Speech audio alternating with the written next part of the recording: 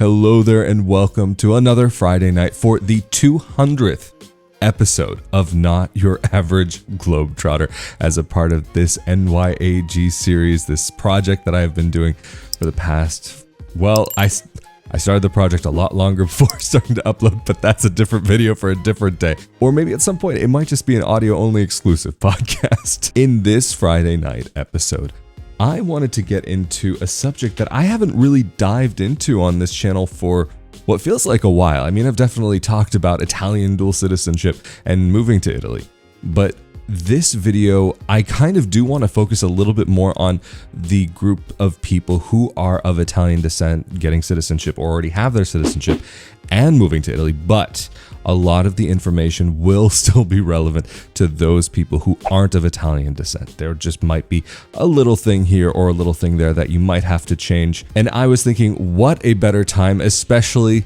with Italy winning the UEFA Cup. Had to add this scarf as a decoration just in commemoration. I mean, a lot of Italy stuff back there, which already a lot of you have actually sent me pictures of you wearing some of the shirts and stuff with some of the stuff I have on the posters back there.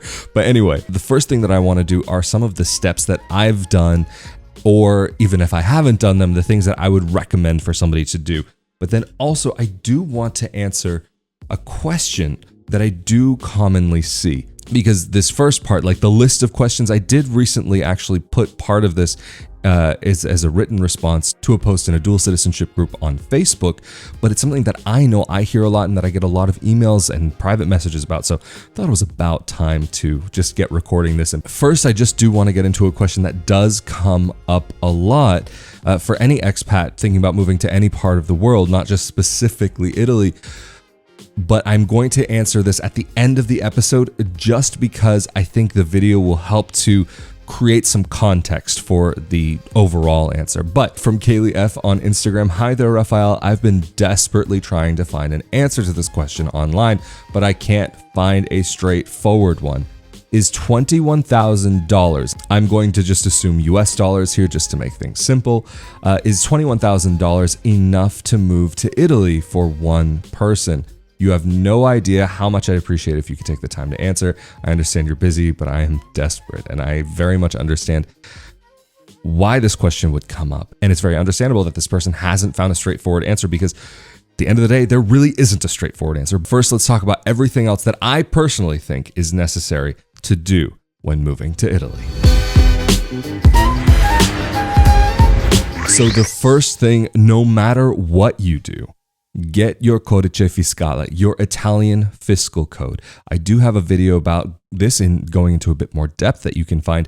You can do this either through an Italian consulate or in Italy. If you come to Italy, it's something that you can just do right on the spot. However, with the COVID rules, you may have to book an appointment ahead of time. It's all going to depend on where you are and what the rules are specifically for that situation. So one way or the other, you do want to make sure you have that tax code because that will help you get through so many of the steps once you're here in the country, especially if you can arrive already with it, because you'll need it for a bank account, for getting a home, apartment, renting, buying, whatever it is that you're deciding to do. It is very, very important. And so that takes me to the next step, is to make sure that you have that place that you will call home, at least temporarily. If you're an Italian citizen already, you would probably be able to go as far as renting an apartment and actually just get started with that and not have to have some of the other concerns that another person might have who's maybe trying to get citizenship.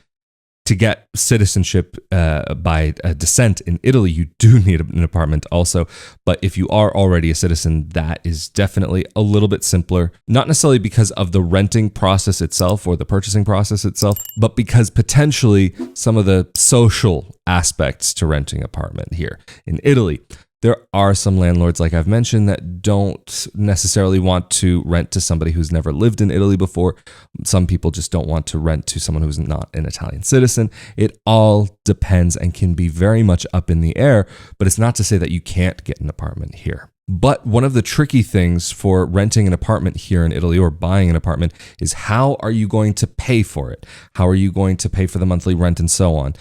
To pay in cash is something that, as far as I'm aware, may not actually be legal to do, and could cause some taxation issues and so on. And so what I would recommend is that you either get a bank account here, or you get something like Wise.com, formerly TransferWise. They have their borderless account, and to transfer from either your TransferWise account or your foreign bank account through TransferWise to your Italian landlord, or to get a bank account here, put the money in there, and then transfer it. To get a bank account, though, in Italy without an address first might present some complications, and you'll find a lot of banks that might try to make you jump through some hoops. Anyway, for American citizens, there is some extra paperwork that you have to sign, and for a lot of people, to open up a bank account is not always a one-visit stop. So sometimes it can be, but it just depends on where you are. I know I've had situations opening up an account where I had to go 3 or 4 times. I had another situation where all I had to do was just go one time, but then they called me a bunch of times after that. But if you do start out with Wise, then you can start making those transfers via a wire transfer. But if you do sign up for a Wise account, then you can make those transfers quite easily. This video is not sponsored by TransferWise, aka Wise. This is just a personal recommendation that I think is worthwhile considering. If you do want us to help support what I'm doing here, you can go, and I do have a referral link down in the more info section below here on YouTube. For the audio only podcast, feel free to message me on Instagram. I'll be more than happy to send that referral link. But I'm not mentioning this because of that at all. I only will go as far as mentioning something if I think it is worthwhile to consider. And even with Unicredit, for example, for someone who's coming to Italy for the first time, that might be a bank that might be worth considering. I'm not saying that I use it personally, but I think because they have a lot of locations around the country, and if you sign up online, sometimes they have deals where you don't have to pay the monthly fee, or you get free bank transfer fees. There's benefits to it. And also their mobile app is available in English, or at least sometimes broken English, but definitely worth considering. But then the next thing, once you have that place taken care of, where you will be residing. This is something that, again, is a little bit more specific to Italian citizens, and that could be people who are born here or people who've gotten their citizenship by descent. If you're applying for citizenship, some of these, again, will be a little bit out of order, or if you're not an Italian citizen, there will be some differences. But the next thing is to register with the municipal offices, to register with the town hall. The idea of where your residency here in Italy is a very different concept than what is in the United States. Here, it is based on where you are registered. After that registration, you will get a piece of paper. And with that piece of paper, you can then go to the next step and register for the Italian healthcare services. Every place in Italy will have something called the Azienda Sanitaria Locale, the local health authority services, however you want to translate that. And that you will take your registration paper from the municipality and take that there and then register. But that doesn't mean you're actually officially a resident. So the next step is to sit around and wait. Hurry up and wait for a check from the police. And that could actually, in fact, be somebody who comes on behalf of the police from the municipal office. I have seen that before. Or more commonly, it is somebody from the police that will come into your home. Generally speaking, they will just want to chat with you to make sure you are living where you say you are living. And this is partially due to that based on your residence, there may be certain tax incentives or benefits to being a resident of that place, and then having your domicile, your registered domicile somewhere else where you wouldn't get that, or you have multiple homes, and your first home, your taxes and your bills will be lower. But in the second, third, fourth home, if you are at that point in your life where that is a possibility, then those will have a higher price that comes along with that. But then the next step, once you've had your residency check, wait at least a few days, maybe double check with the police officer that comes. And the other thing is that you should be expecting that they might not just want to just only talk to you. They might want to look around the apartment. They might want to look in the bedroom, see if there's sheets on the bed, clothes in the closet, and so on, to see if the person actually is living there, to see if it looks like a place where people are, not just like some empty apartment and they happen to be hanging out there. You may not even ever have them come further than maybe your living room or your kitchen table, wherever it is that they can just sit down, write some notes, and confirm that the information is correct. But then the next step for a person of Italian descent who got their Italian citizenship before moving to Italy will be to wait a few days, maybe a week after that residency check. You can ask the police officer when they think that this will all get registered and when this will all be done. Could be as soon as the next day. It could be a few days. It could be a week that you have to wait until you're registered in the municipal system. Once you are registered in the town hall, and if you don't have your identity card yet, your Italian identity card, then you can go and request that. Now with COVID, it may be that you might have to make an appointment ahead of time, especially with the new electronic identity card. And that will be something that will take a little bit to get processed before it's received back here. It used to be with the paper identity cards that they would just print it out on the spot. Like with my identity card, that was the situation. I got it right there. 5 minutes, maybe. That was about it. Maybe even just 10 minutes maximum. But once you have your home set up, once you have the checks, your residency, your ID, everything is good to go. But if you are going to be living and working in Italy, it is also very important to understand, especially if you're a dual citizen, or if you're an American citizen, even without dual citizenship. But if you are an American who is living in Italy in any way, shape, or form, regardless of your status in Italy, that you're legally here, it is very important to be very aware of what tax implications may apply to you and what your situation could be, especially if you are a freelancer. But if you are working for a company and you are an employee, that is also worthwhile being aware. So especially if you're not a native Italian speaker, it is possible to find an English-speaking accountant here in Italy. There are quite a few of them. I am not going to make any recommendations in this video because as time goes on, like these videos, they do age. I have seen that it's better that I don't make a specific recommendation because unfortunately there have been people that in the past, maybe I thought they were worthwhile even talking to, but now after hearing some stories about them, I prefer to make a recommendation personally in private, just because I could say in this moment, I might be able to say it could be worth looking into this person because there are a lot of people around the country, even some very popular choices and some of the top recommended people here that I think are the worst choices to even start considering. There is one English speaker in the north of Italy. I'm not going to say this person's name. I'm not going to say the sex, whatever, but there is one in particular that I have seen being recommended by certain individuals that seem to have a friendly relationship or maybe a business relationship. But based on my personal experience and everybody who I've ever spoken to who's spoken with that individual, the person just disappears. They don't do anything. They don't respond to messages, nothing. So for me, I would say you can't work with somebody like that. You need somebody who not only speaks English, but is responsive and responsible. And not only that, but with a good track record. And when speaking to an American CPA, it's also very much important to speak to someone who understands the situation for an American living abroad. And there are some very specific points that are different for an American living abroad than an American living in the United States. And to have someone that you might be dealing with that doesn't know what those are, that could mess things up, unfortunately. So be very aware and to see if that person is. Unfortunately, the problem is that for a lot of the people who are familiar with the expat situation and Americans living abroad, they charge a lot more for their services. They charge a premium, which is ridiculous in many cases and overpriced in almost all cases, sadly speaking.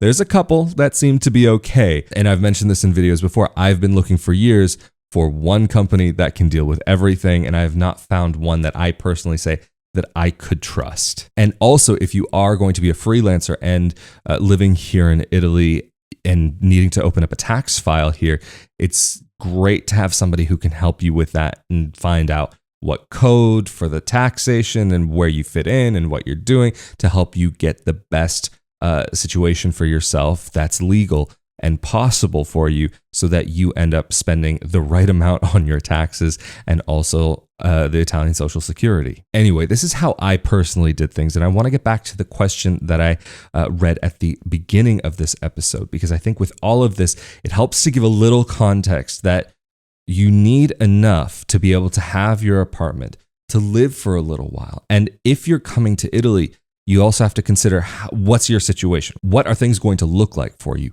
Are you going to have a job? Are you coming here because of a job? Are you coming here to study? What do your studies cost? And how long do you have between the time that you arrive and the time that you start working and actually earning an income? And with some places, especially for English teachers, I have heard of situations where they maybe haven't been paid for a few months, especially the first few months. So you want to make sure that you have enough to get by for a while. And so just to directly respond to Kaylee here, in your message, you said $21,000. I can say I moved to Italy with significantly less than that. Yes, I did struggle when I came here. And I'm still going to say it's difficult to get things moving, and I'm still trying to get comfortable. But for the time being, I came here with the understanding that, coming with so little money, it's going to be an adjustment. And anytime you move abroad, especially without a job, there's going to be a major adjustment socially and financially. You're going to have your different life, and you're also going to have your different money. So for some people, $21,000 could be amazing. And there are people here in this country that do earn that amount, if not less, per year. So that could be fine. But you also have to consider that there are sometimes situations where an Italian landlord might want for a person who hasn't lived in Italy. I'm not going to say non-Italian, because sometimes even for Italian citizens who haven't ever lived in Italy before, they might want 6 months or 12 months up front. So that will be something that will definitely eat into that budget. And speaking of eating, you will also need to be able to eat and add up these amounts. So that's why I would say that it's not surprising you haven't found a straightforward answer if 21,000 is enough. Because what you need to do is take into account, and there are websites online where you can find the average cost of living and certain costs such as meat, vegetables, a bottle of cola, and so on. And so it's worthwhile to have that in mind, and where you're living now to take account and to take tally of what it is that you consume in a month, what it is that you do in a month. Do you want to go out to shows? Do you want to just stay home and enjoy internet? How much does internet cost here? Okay, so with internet specifically, we can just say that's like, if you find a deal, like a lot of the offers that you might be able to find could be between, say, really dirt cheap if you're really, really lucky, maybe sometimes 19 euros, 19.95 maybe, but then I wouldn't say much more than 30. If you're paying more than 30 euros a month, you're getting taken for a ride, at least for home internet. So that's just the thing to consider. Phone charges. Phone in Italy is very cheap. That could be anywhere, say, from $5.99 a month to $30, depending on what company and what type of services. Again, this is another subject I have a video on. I think very recently did a video about Italian cell phone services that are a little bit more updated than the one that I did a few years ago and what I would recommend. And of course, I will put the link to that up in the corner of the video on YouTube. If you can't find it through the audio only podcast, feel free again to message me through Instagram. But once you can add up what it is that your cost of living is, plus what your plans are for school, how much does that cost? Or do you need to be able to be here for X amount of time without working? These are all things that you need to take into account to find out what it is that you might need to have.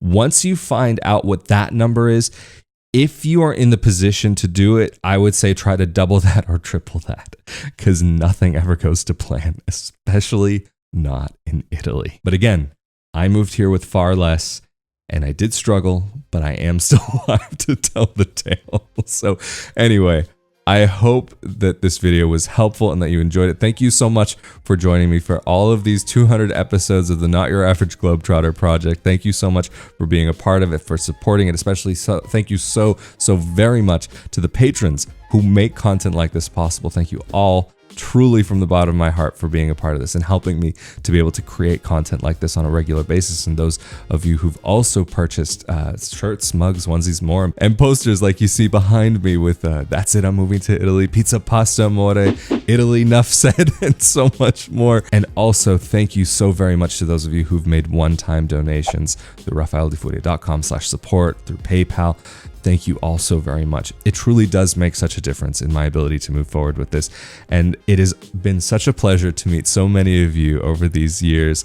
Even just recently, the night of the soccer match here that Italy won. And there was actually 2 individuals who came up to me and said, "Hey, are you Rafael?" And it was so great. We ended up deciding to go out another evening, and the place where we were meeting, there was someone else who was sitting at that place with their father, and he was like, "Hey, Rafael, is it you?" And I'm like, "Yeah." So it's been such a treat to get to meet those of you. Just random chances, or even if we've talked ahead of time and planned to meet up, whatever it is. Man, it has been quite the trip. I mean, and it's not only 200 videos that are on this YouTube channel. There have been some other little videos, especially when I first started uploading this Not Your Average Globetrotter project. There was another series that I was doing with someone who I was friendly with at the time. And even for myself, with just throughout time, how this is all developed. And now the audio only podcast as well. And some of the audio exclusive episodes. So thank you all so very much. It has been a wild ride. I wouldn't have it any other way. So here's looking forward to more episodes. Thank you all so much for joining me on another Friday night. Of course, I am Rafael Di Furia. Stay safe, stay healthy, and I'll see you all next time. Later.